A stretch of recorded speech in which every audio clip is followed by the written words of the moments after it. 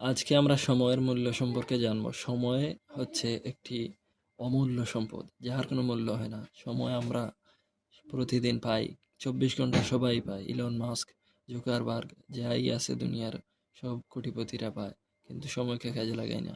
আমরা সময়ের দাম দিতে জানি না। তো আমরা যদি সময়কে কাজে লাগাই, তাদের 24 ঘন্টা, আমাদের 24 ঘন্টা।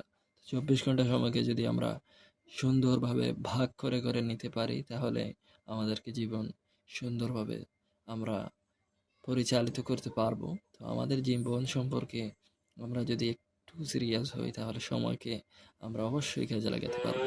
তো কাজ করতে গিয়ে দেখবেন, সময়কে কাজে লাগাতে গিয়ে অনেক বাধা বিপত্তি আসবে, কিন্তু সেই বাধা বিপত্তিকে আমরা ছুঁড়ে ভেঙে দিয়ে আমাদের লক্ষ্যের দিকে এগিয়ে যেতে হবে। তো লক্ষ্য নির্ধারণ করতে হবে জীবনের। জীবনের লক্ষ্য নির্ধারণ করে সময়কে কাজে লাগিয়ে জীবন গঠন করতে হবে। ধন্যবাদ।